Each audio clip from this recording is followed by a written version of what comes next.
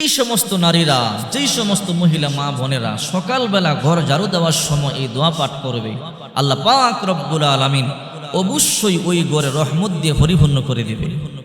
অনেক মহিলা মা বোনেরা বলেন, হুজুর স্বামী এত ইনকাম করে, ঘরের মধ্যে কোনো বরকত নাই, অভাব লেগেই থাকে, মুসিবত লেগেই থাকে। এমন কিছু আমল বলে দেন যে আমল করলে আল্লাহ পাক রব্বুল আলামিন ঘরের মধ্যে বরকত দিবে, অভাব দূর করে দিবে। এই জন্য বিশ্বনবী মুহাম্মদ সাল্লাল্লাহু আলাইহি ওয়াসাল্লাম বলেন, আদ-দুনিয়া কুল্লুহা মাতা ওয়া খায়রুল মাতা'id দুনিয়া আল মারআতুস সালিহা। আল্লাহর হাবিব বলেন, গোটা দুনিয়াটাই হলো আল্লাহ পাকের নিয়ামত, এর মধ্যে সবচেয়ে শ্রেষ্ঠ নিয়ামত হলো একটা নেককারী স্ত্রী। এই জন্য আল্লাহর হাবিব বলেন, যেই ঘরে একটা নেককারী স্ত্রী আছে ওই ঘরটা জান্নাতের বাগান, যেই ঘরে একটা বদকারী স্ত্রী আছে ওই ঘরটা জাহান্নামের গর্ত। এই জন্য মা বোনদেরকে বলবো, সকালবেলা যখন আপনি ঘর ঝাড়ু দিবেন এই দোয়াটি পাঠ করবেন। এই দোয়াটি পাঠ করলে আল্লাহ পাক রব্বুল আলামিন আপনার ঘরে অবশ্যই রহমত বরকত দিয়ে পরিপূর্ণ করে দিবে। কিছু কিছু নারীদের কারণে ঘরে গজব আসে, আবার কিছু কিছু নারীদের কারণে ঘরে রহমত আছে।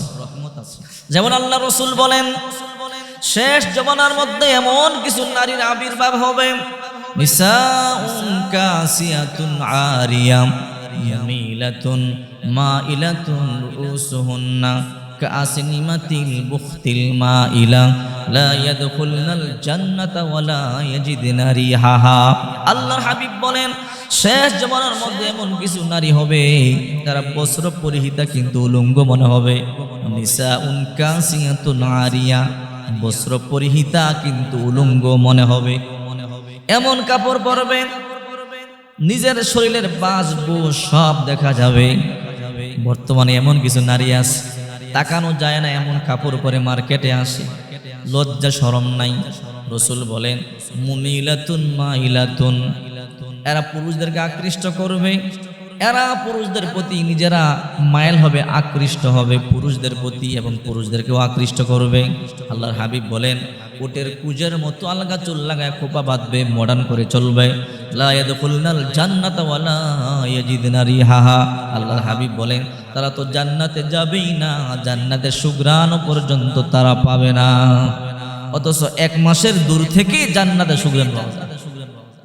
আল্লাহর হাবিব বিশ্বনবী মুহাম্মদ সাল্লাল্লাহু আলাইহি ওয়াসাল্লাম বলেন, একটা নেককার স্ত্রীর কারণে ঘরের মধ্যে বরকত আসে, আবার একটা বদকার নারীর কারণে ঘরের থেকে বরকত চলে যায়। এই জন্য বিশ্বনবী বলেন, মহিলারা তোমরা ঘরের মধ্যে থাকবে, পর্দায় চলবে। ওয়াকরনা ফি বুয়ুতিকুন্না ওয়ালা তাবাররাজনা তাবাররুজাল জাহিলিয়াতিল উলা। নারীরা তোমরা ঘরে অবস্থান করবে, জাহিলি নারীদের মতো তোমরা বেপর্দা হইয়ে তোমরা বাহিরে চলাফেরা করবা না। এই জন্য মা বোনদেরকে বলবো, হে মা বোনেরা, সকালবেলা যখন ঘর ঝাড়ু দিবেন এই দোয়াটা পাঠ করবেন। সকালবেলা ঘুম থেকে জেগে প্রথমে ফজরের নামাজ আদায় করবেন। ফজরের নামাজ আদায় করবার পরে কিছুক্ষণ কোরআন তেলাওয়াত করবেন। কিছুক্ষণ কোরআন তেলাওয়াত করবার পরে যখন ঘরের কাজ শুরু করে দিবেন, ঘরের কাজ যখন শুরু করবেন বিসমিল্লাহ বলে কাজ শুরু করবেন। বিসমিল্লাহ বলার পরে এই দোয়াটি পাঠ করবেন, আল্লাহুম্মা ইয়া আউয়ালাল আউয়ালিন ইয়া আখিরাল আখিরিন ইয়া যাল কুওয়াতিল মাতিন ইয়া রহিমাল মাসাকিন ইয়া আরহামার রাহিমিন। আমা বোনেরা, সকালবেলা ঘুম থেকে জেগে প্রথমেই ফজরের নামাজ আদায় করবেন। ফজরের নামাজ আদায় না করলে আপনার ঘরে বরকত আসবে না। হাদিস শরীফের মধ্যে আছে, রাসূল করিম সাল্লাল্লাহু আলাইহি ওয়াসাল্লাম বলেন, ফজরের পরে আল্লাহ পাক রব্বুল আলামিন ফেরেশতাদেরকে দিয়ে আসমান থেকে রিজিক পাঠায়। ফেরেশতারা রিজিক বন্টন করে, প্রত্যেকের ঘরে দরজার সামনে ফেরেশতারা আসে। যারা ঘুমিয়ে থাকে ফেরেশতারা বলে, আল্লাহ দাঁড়িয়ে রইলাম, তারা ঘুমিয়ে আছে, তাদের রিজিক কি করব? আল্লাহ তাআলা বলে, এক কাজ করো, যেহেতু তারা ঘুমায় রইছে তাদের রিজিক জংলায় নিয়ে যাও, জংলার মধ্যে বন জঙ্গলের মধ্যে পশু পাখির মধ্যে বন্টন করে দাও, প্রাণীর মধ্যে বন্টন করে দাও। ওই রিজিক জংলার মধ্যে বন্টন করা হয়। এই জন্য ফজরের পর ঘুমায় থাকবেন না মা বোনেরা, ফজরের নামাজটা আদায় করবেন।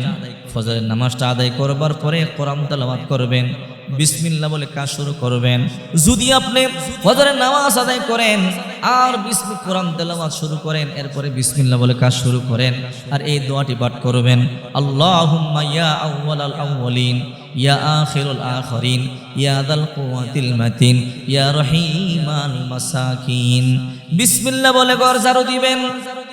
ঘর ঝাড়ু দেওয়ার সময় এই দোয়াটি যদি আপনি পাঠ করেন, ইনশাআল্লাহ আপনার ঘরে রহমত আসবে, বরকত আসবে, অভাব দূর হবে, অশান্তি দূর হবে, আল্লাহ শান্তি আর রহমত দিয়ে পরিপূর্ণ করে দিবে। রাসূলের সুন্নাত মানেন। এই দোয়াটি বিশ্বনবী মুহাম্মদুর রাসূলুল্লাহ সাল্লাল্লাহু আলাইহি ওয়াসাল্লাম নিজের কলিজার টুকরা কন্যা ফাতেমারে শিখাইছে। ফাতেমারে যখন রিজিকের প্রয়োজন হবে দোয়াটি পাঠ করবা, আল্লাহুম্মা ইয়া আউয়ালাল আউয়ালিন ইয়া আখিরাল আখিরিন ইয়া যাল কুওয়াতিল মাতিন ইয়া রহিমাল মাসাকিন।